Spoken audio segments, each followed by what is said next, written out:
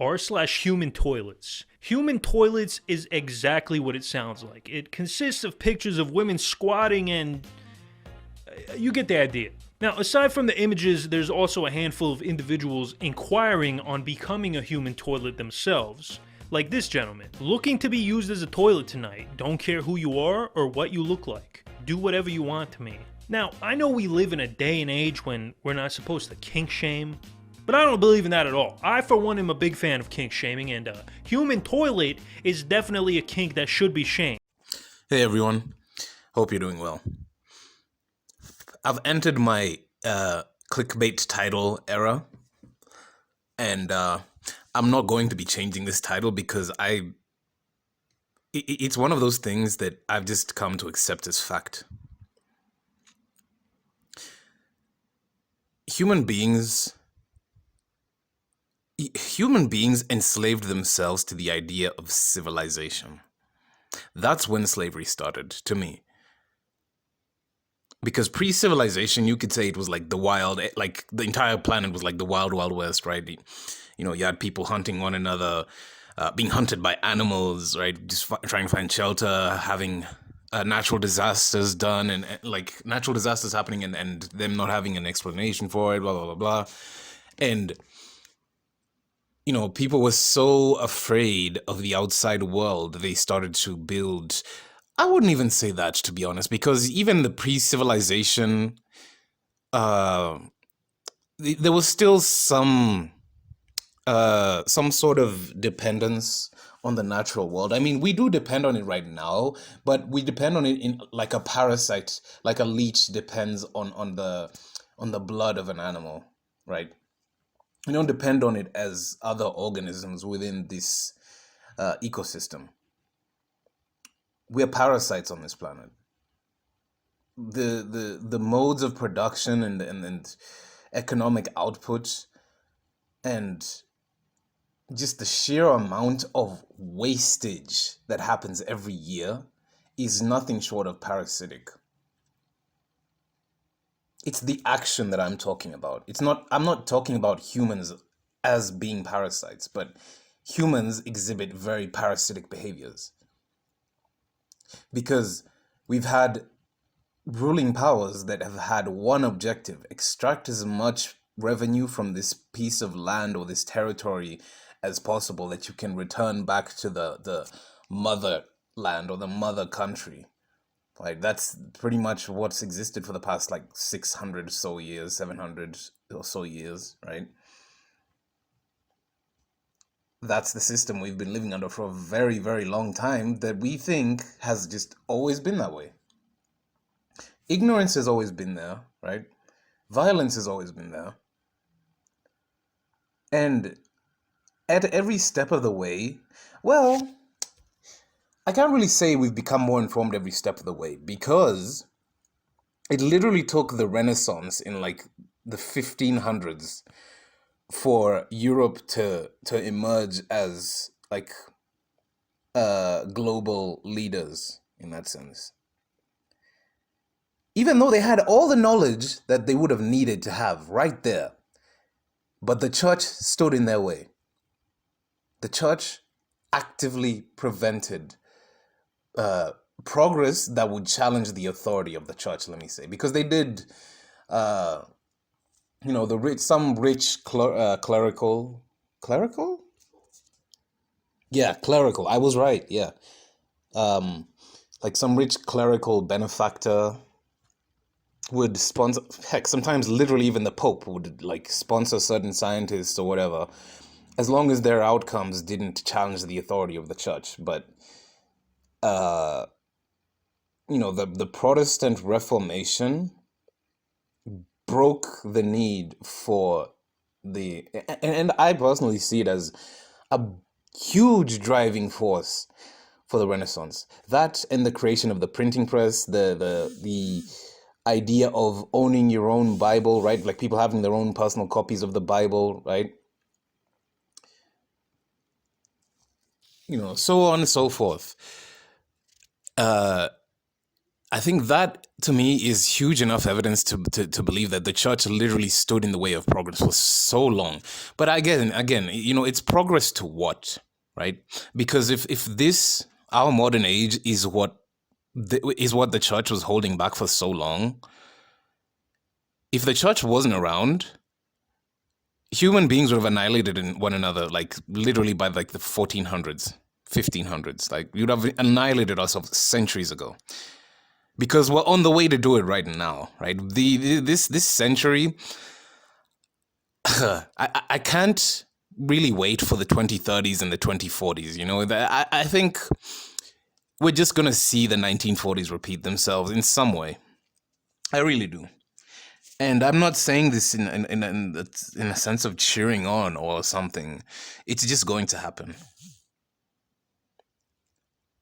It's how far greed has gotten this planet. This is like, it was not enough to commit industrial genocide on several continents. It wasn't enough for them then.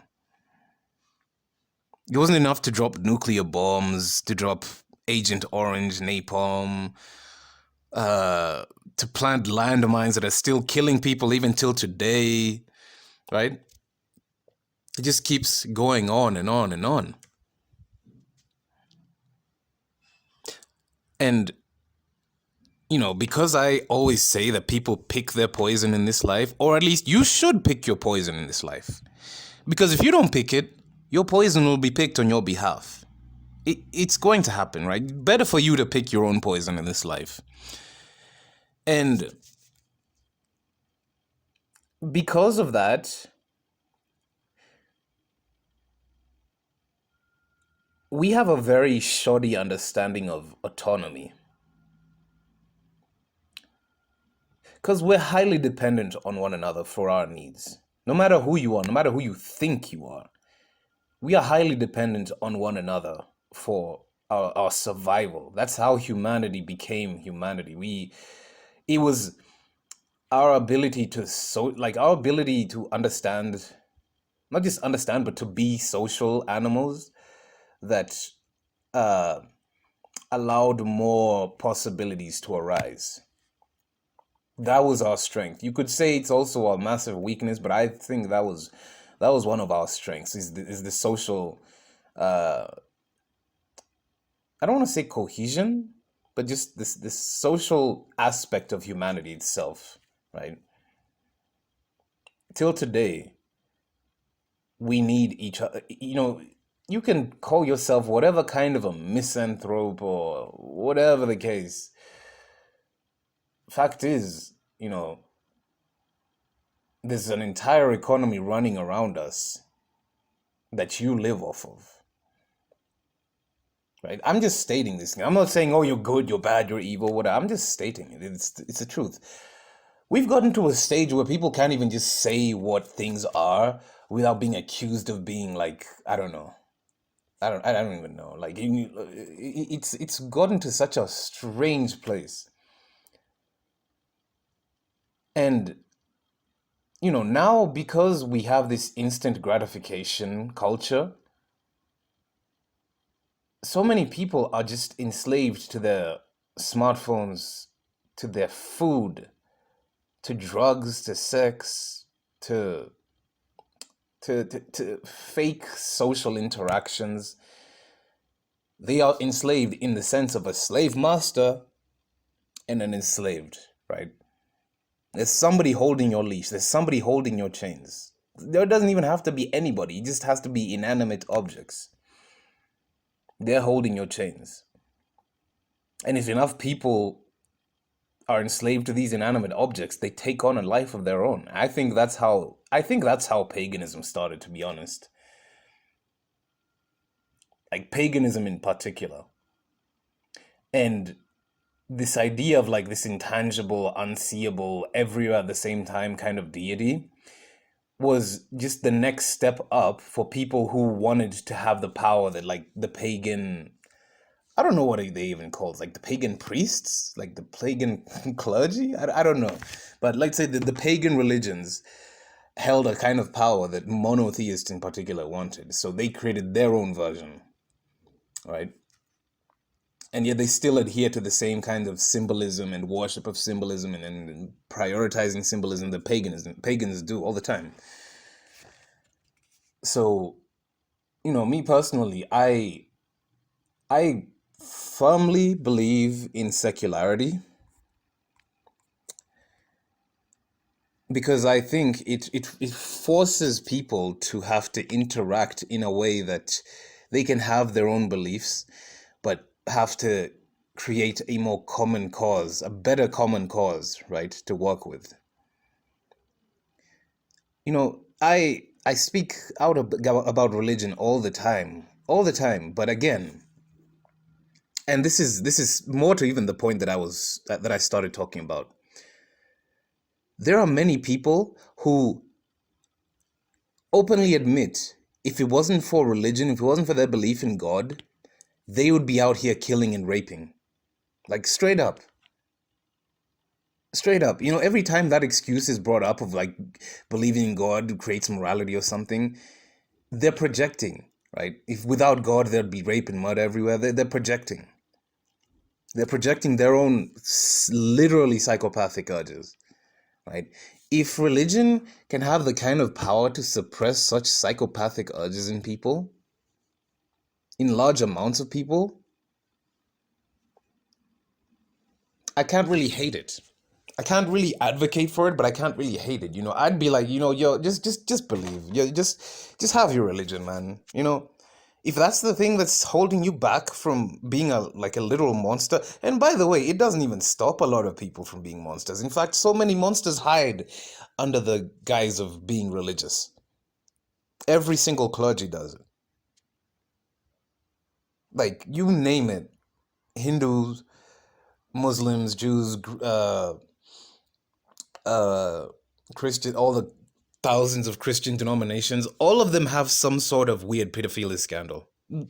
Like, shocker, What the fuck? What is this? Right? All of them. I can link stories, but I really feel like a lot of people, we know what is wrong. We're well aware. But people are just indifferent and apathetic to a level where it's just, these things are happening, and as long as somebody doesn't pretend that they're like a good person or they espouse that they're a good person, then that's fine. All this stuff is happening and it's just indifferent to you. Okay, right? I hope you just don't pretend to be a good person, or you say, or you think that somehow this world has slighted you, right? If these kinds of things are irrelevant to you, because people willingly give up their own mental autonomy. That's the one place that no one can really come for you. If you really, really think about it, nobody can come for you in your mind. It's really fucked up to have like a psychiatric illness because, maybe I'm speaking from like I've had psychiatric illnesses, although, so I think I can speak for that as well. At the end of the day, it is the only place that is truly safe. It's the only place that really knows you. You don't even know what the hell is going on in your mind right now. And quite frankly, you'd be terrified if you knew. So what do a lot of people do? They give up their autonomy. They give up their self-preservation. They give up their ability to just point at something and be like, this is wrong. This is wrong. This is not what the hell this is supposed to be. Right? They've given up all these abilities that they have. I don't even want to call them rights, right? Their abilities. They've given them up just to have this false sense of security. And that rug can be pulled from somebody incredibly quickly when it's convenient.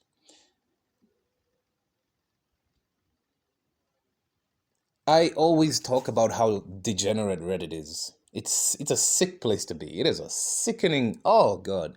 And I've been on all kinds of sickening forums, but Reddit, the fact that it's so mainstream, and yet there's so much sickening garbage on there. Like, I don't this whole culture about inclusivity and acceptance. There's the point to which I can't accept things. Literally. Somebody's sexuality, their gender identity, all that, all those kinds of immutable characteristics. I don't think you should not judge people for things like that. Of course not. I judge people by what they know is right. I literally just hold people to their own standards. That's what I do. I don't insert my, like, oh, you should be doing this or you should be thinking like that. No, I literally ask somebody, hey, what do you believe? And then look at what they do. Look at what their actions represent. I hold people to their own standards, and that is ultimately how to beat somebody at their own game. Just hold them to their own standards. They crumble incredibly quickly. They can't stand for it because it's just a hollow, it's just a social signal, virtue signal. Yeah, they're just virtue signaling. Because when you actually hold somebody to what they say they believe in and they crumble, you realize it's just an act. And a lot of people are engaged in that. A lot of people are just, if you really, nobody wants to be like, oh, to be known as a bad person. Nobody wants to entertain the sentiment that they're a bad person. Like, literally, it's like a biological repulsion to that, right? Because it's like your very sense of self is being attacked when you're being labeled as bad or negative or whatever, right?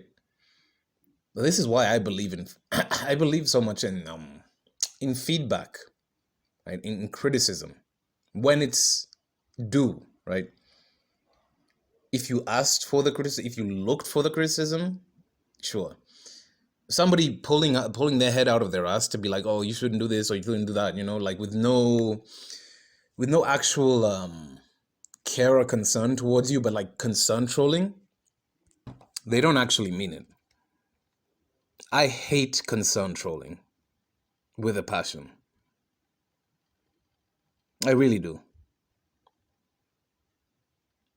So many people are so used to they're so used to saying like small talk. I hate small talk as well.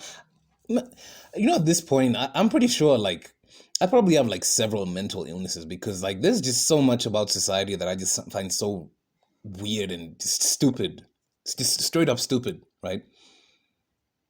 And the more I read about psychology and mental illness, and I'm like, shit, they might be onto something here. Either way, I feel like it's very liberating to be called crazy in a place like this. It's liberating. It is. It's probably one of the most liberating things that'll ever happen to you. Because look at the kind of circus hellhole freak show that we live in. Would you want to be called normal here, or would you want to be called out of the ordinary, or insane, or just contradicting the narrative, or I would.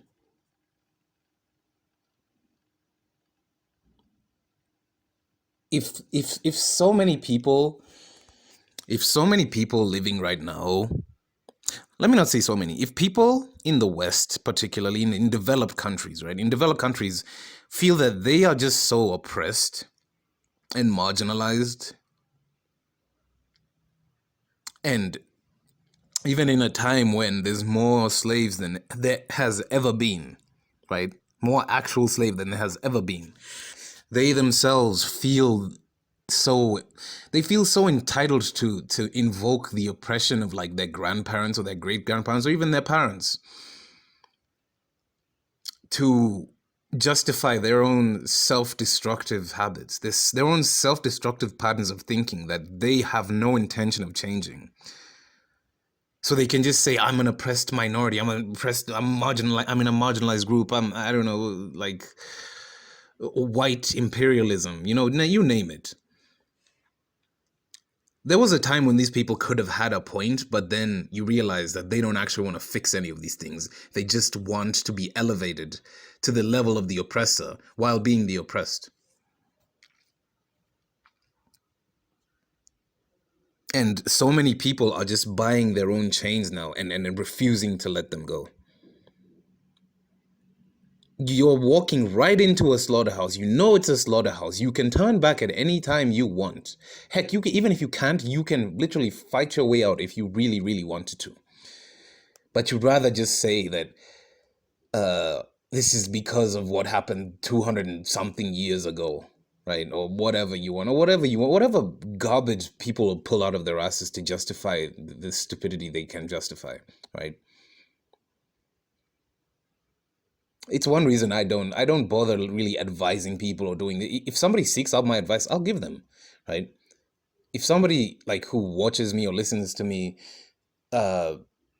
seeks advice or just maybe seeks to further an argument or something, I'll do it. I don't go out of my way to be like, oh no, like wag my finger at people and be like, you shouldn't be doing this or you shouldn't be, you know? Because like, what gave you that right? What gives you that entitlement? What gives you the ability to go around telling people that, but you yourself can't stomach that same energy? You can't, you know? So, you know, what do you do in a situation like this? What do you do when so many people are so sure that they're free while also saying how imprisoned they are?